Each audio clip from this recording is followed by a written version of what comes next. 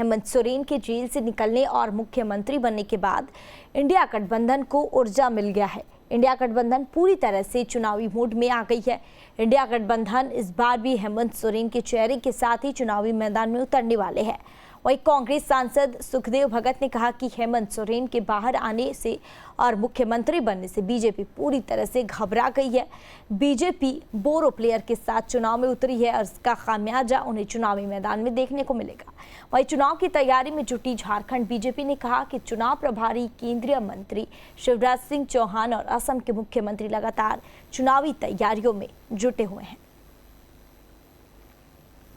देखिए, बातें तो बातें हैं, बातों का क्या कहना। ये जो चाहे बोल सकते हैं, इनको किसी ने रोका नहीं है। लेकिन हेमंत सोरेन अभी दोषमुक्त नहीं हुए हैं, सिर्फ बेल मिला है। और बेल में जो टिप्पणियां की गई थी माननीय न्यायमूर्ति के द्वारा, वो पंजाब हाईकोर्ट के जजमेंट से स्पष्ट है कि वो ट्रायल के समय मेरिट का आधार नहीं बनेगा, उसको किसी भी सूरत में मेरिट से नहीं जोड़ा जा सकता। और WPCR नंबर 68/2024 में हाईकोर्ट की डबल बेंच ने, जिसमें चीफ जस्टिस थे, उन्होंने माना था कि ईडी की कार्रवाई सही है और हेमंत सोरेन की गिरफ्तारी भी सही है।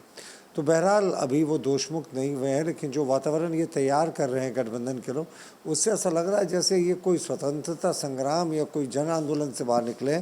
साहब, आदिवासी ज़मीन को कब्जा करने का संगीन आरोप लगा है और अभी ये दोषमुक्त नहीं हुए, ये कुछ भी कर रहे हैं।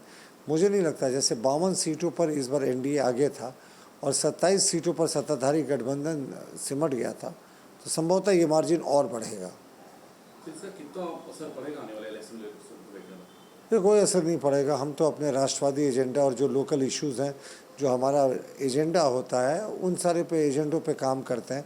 सामने का चेहरा कौन हो, ये हमें कभी इस पर अंतर नहीं पड़ता। उन्हें ज़रूर अंतर पड़ता है कि हमारे यहाँ का चेहरा कौन है। कह रहे हैं कि हेमंत के निकलने के बाद भाजपा डर गई है, घबरा गई है। भाई, डर गई, घबरा गई, ये सब उनके मन का ख्याली पुलाव है। उन्होंने तो अपमानित किया है चंपई सोरेन, जो कोल्हान टाइगर के रूप में जाने जाते हैं, उनको। तो ये तो सिर्फ ध्यान बांटने के लिए इस तरह की बातें कर रहे हैं। एक आदिवासी जो परिवार से बाहर है, उसका अपमान हुआ, उसको खींचकर कुर्सी से उतारा गया, और उसकी गलती क्या थी अभी तक यही बता नहीं पाए। निश्चित रूप से मैं वेरी फर्स्ट जैसे मैंने मुद्दा उठाना शुरू किया, आपने देखा होगा शपथ में भी जो मैंने कहा सरना की बात आई है, और जो 377 में जो बात आई है वो भी सरना पे है। लेकिन जो झारखंड के जो मसले हैं, वो झारखंड के मसले वहाँ सदन में गूंजेंगे, मैं आपको आश्वस्त कर रहा हूँ। जी, असेंबली इलेक्शन बहुत नज़दीक है, बहुत कम वक्त बचा है, तो क्या लगता है कि इस बार झारखंड में जो समीकरण तैयार हो रही है, हेमंत के चेहरे को देखकर इंडिया गठबंधन चुनाव लड़ेगी, उधर भारतीय जनता पार्टी की अलग तैयारी है, वो इस बार सरकार बनाने का दावे कर रहे हैं? देखिए, भारतीय जनता पार्टी एक हताशा में है, निराशा में है, इसलिए हेमंत सोरेन जी के प्रति कभी कुछ उक्ति, चंपई दा के बारे में कुछ उक्ति।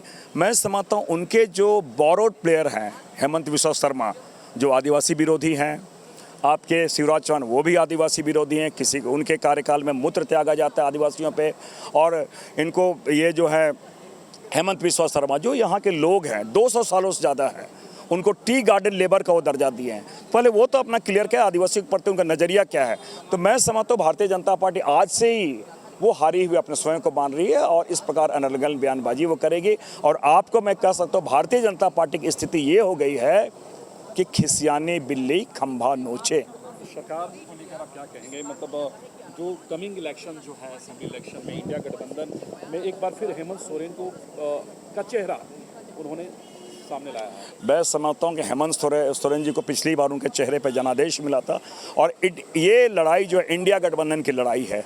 आपने देखा होगा कि इंडिया गठबंधन उन सारे मुद्दों को, जन मुद्दों को लेकर चुनाव में जाएगी, और इनके भारतीय जनता पार्टी के जो फैनेटिज्म की ओर हमेशा देश को ले जाना चाहती है, लोग समझ चुके हैं, उनके जुमले को समझ चुके हैं।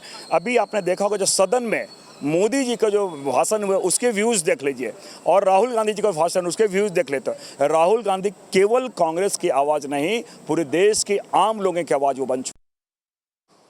झारखंड विधानसभा चुनाव इस बार बेहद दिलचस्प होने वाला है, क्योंकि हेमंत सोरेन के जेल से निकलने के बाद और मुख्यमंत्री बनाए जाने के बाद इंडिया गठबंधन के नेताओं के बीच एक ऊर्जा मिल गया है, और इस बार विधानसभा चुनाव में हेमंत सोरेन का चेहरा बेहद खास होगा, और उसी चेहरे को लेकर इंडिया गठबंधन में शामिल तमाम नेता चुनावी मैदान में उतरने वाले हैं।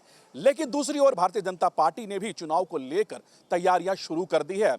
चुनाव प्रभारी शिवराज सिंह चौहान से लेकर असम के मुख्यमंत्री हेमंत बिस्वा शर्मा समेत कई लोग लगातार झारखंड के दौरे पर हैं और यही एक वजह है कि महज कुछ महीने बचे हैं झारखंड विधानसभा चुनाव को लेकर और ऐसी स्थिति में एनडीए हो या फिर इंडिया गठबंधन पूरी तरह से तैयारियों में जुट गए हैं। हालांकि अब यह देखना है कि इस बार इंडिया गठबंधन के तरफ से हेमंत सोरेन को जिस तरह से प्रमोट किया गया है, जिस तरह से उन्हें प्रेजेंट किए जा रहे हैं, ऐसे में आने वाले चुनाव के दौरान इंडिया गठबंधन को कितना फायदा मिलता है, यह फिलहाल इंतजार करना होगा। अपने वीडियो जर्नलिस्ट अमित के साथ सूरज, न्यूज नेशन, रांची।